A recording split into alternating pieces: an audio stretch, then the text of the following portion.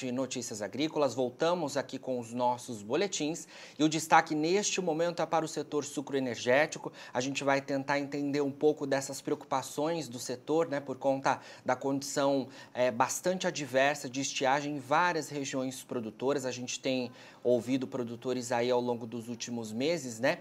Então, para entender todo esse cenário e, claro, também dar essa possibilidade de previsão aos produtores para as próximas semanas, né? Já que algumas usinas estão aí esperando que as lavouras tenham uma melhor condição, vamos conversar então com o Celso Oliveira, que é meteorologista da SOMAR. Celso, obrigado pela sua participação.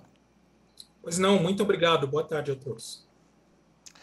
Celso, falei aqui, né, dessa preocupação, né, dos produtores em relação à safra de cana-de-açúcar. A gente já vem com uma preocupação em relação à estiagem já desde o ano passado. Esse início de 2021 também está bastante complicado, né? Está bastante complicado, porque se olharmos justamente a falta de chuva, né, a estiagem prolongada, o calor observado em 2020, e percebermos que nos últimos meses, nesse último verão, o único mês que foi mais chuvoso foi dezembro, né, de lá para cá as precipitações foram mais fracas do que o normal, realmente a gente entra já num período onde a estiagem do ano passado meio que se soma, né, à estiagem que já vem acontecendo neste ano. E por isso mesmo, até a Agência Nacional de Águas, a ANA, né, que faz o monitoramento das secas no Brasil, monitor de secas, né, em março de 2021, aqui na tela, mostrando que o estado de São Paulo, principalmente o noroeste paulista, ele chegou ao que eles chamam de seca excepcional. E pela primeira vez, desde que é monitorado o estado de São Paulo, chegamos a esse ponto. E não é à toa que isso vem acontecendo, que chegamos a esse extremo. Num outro gráfico que eu mostro do INPE, tá, do CPTEC-INPE, eu acabei destacando o acumulado de chuva observado na divisa entre São Paulo e Mato Grosso do Sul, ou seja, ao longo do Vale do Rio Paraná. E esses acumulados de chuva normal é chover 600 milímetros em janeiro, fevereiro e março, que é um dos trimestres mais chuvosos do ano, e essas barrinhas, elas representam o quanto choveu em cada ano. Primeiro, desde 2012, estamos registrando sempre precipitação inferior à média. E se olharmos aí esse ano de 2021, a gente percebe que ele é parecido com 2014, que foi um ano muito seco, 2005, e lá no início da década de 80, 1981 e 1984. Agora, se a gente colocar a anomalia percentual, né, e dermos um zoom, e aí fica à disposição o internauta que quiser dar uma olhada, ele vai perceber o seguinte, que essa falta de chuva agora observada em 2021, ela chega a abater o que foi observado em 2005. Tá? Então, por pouca coisa, é bem verdade, mas é interessante que esse ano ele pode ser considerado, pelo menos nessa região de Araçatuba, Três Lagoas, pelo menos o primeiro trimestre, né, janeiro, fevereiro, março, ele pode ser considerado como mais seco em pelo menos 40 anos. E é claro, a umidade do solo vai lá para baixo, a questão de desenvolvimento do canavial também fica bastante prejudicada, as atividades de plantio completamente paralisadas, essa questão da reforma, da instalação de novas áreas, enfim, isso acaba sendo tudo paralisado justamente por conta dessa falta de chuva crônica que estamos registrando em São Paulo, mas que afeta também Mato Grosso do Sul, afeta também áreas do Triângulo Mineiro. Aliás, né, até por aquele mapa da ANA, o que a gente observa no monitor de secas é que todo o centro e sul do Brasil, toda a região produtora de cana-de-açúcar, sentiu em março, né, o efeito de estiagem, seja mais leve, seja mais forte, mas toda a região sentiu o efeito dessa estiagem. É claro, estamos terminando o mês de abril e a gente sabe que a situação não foi muito melhor. As chuvas continuaram abaixo da média nesse mês de abril. Com certeza. Celso, diante dessa condição, né, que a gente comentou aí, né, que a gente já vem de alguns meses e que a preocupação se ressalta ainda mais neste momento, porque a gente já começou, né, teoricamente já deveria começar de fato os trabalhos. A Única até reportou ontem, né, que os trabalhos estão realmente atrasados neste ano, porque as usinas acabam esperando aí um melhor desenvolvimento, né? Na safra passada, a gente teve também problemas em relação a queimadas, né, Celso? Justamente em linha com essa questão de falta de chuvas, né?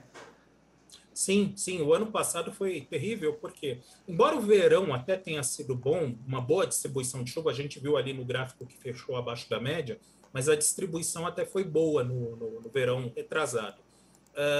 A chuva cortou em 2020, ela cortou a partir do final de março, e aí tivemos uma estiagem muito longa. Esse foi o problema, a estiagem ela foi longa e prosseguiu, inclusive, durante a primavera. Então, isso trouxe problemas de queimada. As temperaturas registradas, principalmente em outubro de 2020, foram as mais altas observadas na história do estado de São Paulo.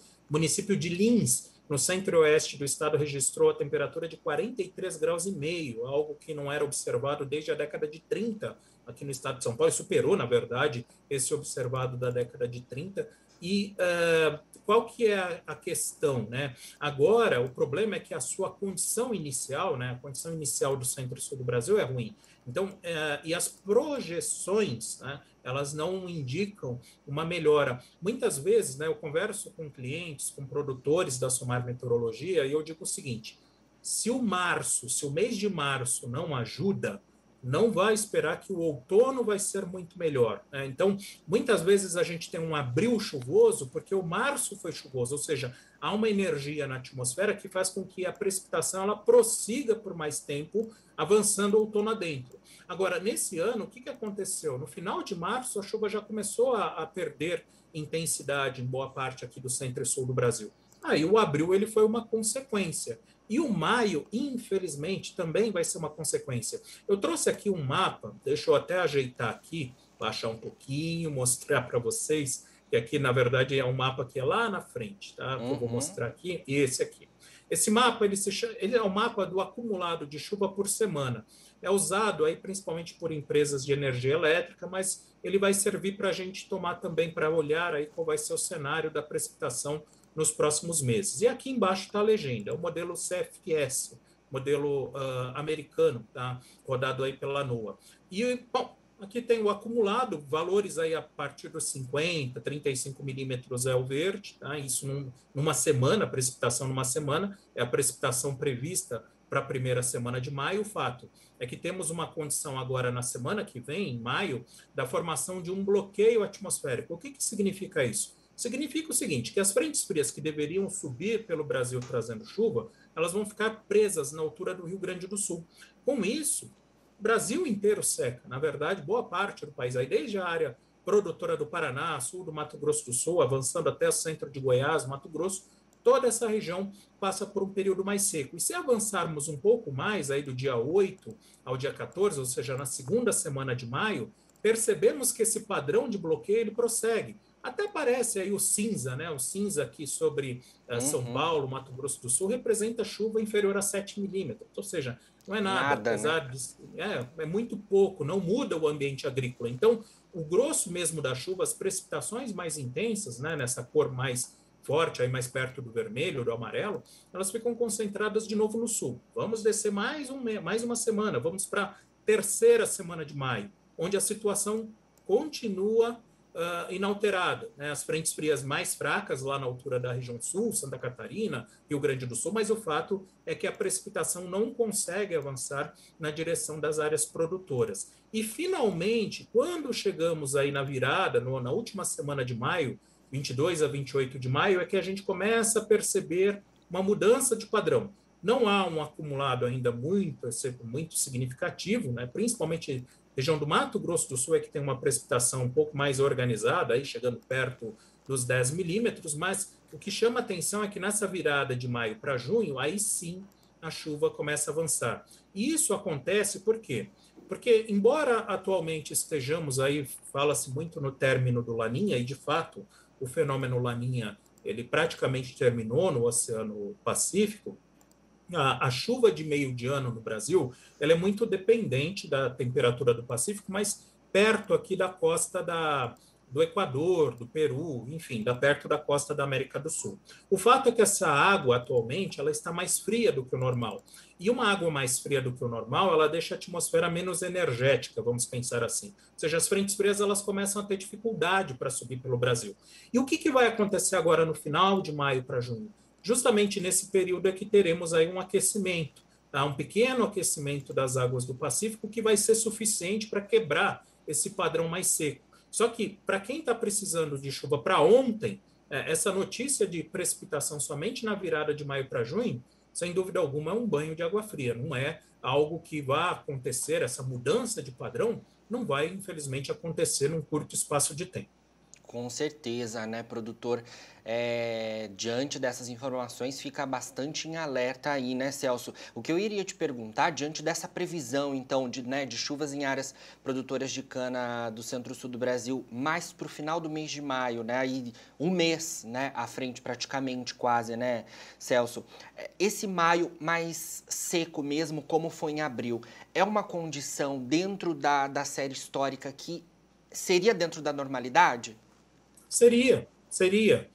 Não seria estranho fecharmos aí o maio com pouca chuva, já faz parte da climatologia. O período úmido da região produtora aqui do centro e sul do Brasil vai de outubro até março. Já o mês de abril não costuma ser dos mais chuvosos, a quantidade de chuva já costuma diminuir. Então, o normal mesmo é em maio termos aí um padrão mais seco. O que vai acontecer é que essa chuva ela muda um pouco o cenário, mas é importante ficarmos atentos também ao longo aí do outono, inverno, porque até há previsão de outros episódios de chuva. Não acredito que 2021 seja tão seco como o inverno de 2020, né? Pensando em meio de ano, período de colheita. Mas, ainda assim, a chuva ela deve acontecer de forma espaçada. Ou seja, para ter uma ideia, né, depois dessa chuva aí do final de maio para junho, a próxima precipitação é prevista entre final de junho e início de julho, ou seja, há ainda um certo espaçamento, a previsão é de precipitação abaixo da média. Então, assim, o cenário, o padrão já de maio, mostrando o que eu mostrei para você várias semanas, e para os internautas, várias semanas seguidas sem chuva, não pode ser considerado como algo anormal. Sim, perfeito, Celso. Bom, dando aí, né, ao produtor um panorama bastante interessante, porque o produtor está bastante atento nessa situação, né, Celso? Bom, muito obrigado pelas suas informações, né? E como a gente sabe, né, na previsão do tempo a gente precisa acompanhar aí, né, periodicamente. Quero já te convidar para que a gente consiga ir atualizando aí, conforme for, né, necessário e dentro da agenda de vocês aí, para dar esse panorama para o produtor de cana-de-açúcar nesse cenário, né, de estiagem que a gente fala tão complicado e como você muito bem mencionou, né?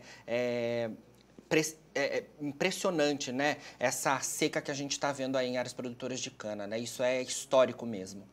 É histórico e lembrei aí de um assunto que eventualmente alguém pode questionar sobre frio, né? Sobre geada. Bom, se as frentes frias chuvosas não conseguem subir, as ondas de frio também não sobem, né? Então, Uhum. com relação à queda acentuada de temperatura, também por enquanto não há previsão aí de nenhuma queda de temperatura. Importante também essa informação. Certo. Celso, muito obrigado então pelas suas informações aqui no Notícias Agrícolas, viu? E sempre queremos contar aí com a participação de vocês, dando importantes informações ao produtor. Pois não, muito obrigado, até a próxima. Obrigado você. Bom, então conversamos aí com o Celso Oliveira, meteorologista da SOMAR. Ele deu para a gente um importante cenário, né, de como as condições de seca estão dadas na região centro-sul do país, né, onde a gente tem o maior polo produtor de cana-de-açúcar aqui no Brasil. Uma seca histórica, né, segundo o Celso aí, é uma seca que a gente não via há pelo menos 40 anos, segundo os dados da ANA, né. Então, um cenário bastante complicado, então, que está posto aí. O produtor, ele tá acompanhando de perto essa situação, porque ele espera chuvas, né, para que as lavouras consigam se desenvolver de uma forma um pouco melhor. Então a colheita está até atrasada justamente por conta desse cenário, mas, segundo o Celso, chuvas representativas em áreas produtoras do centro-sul do país apenas no final de maio, né, praticamente um mês à frente aí. Então um cenário bastante complicado, mas a gente está acompanhando de perto toda essa situação.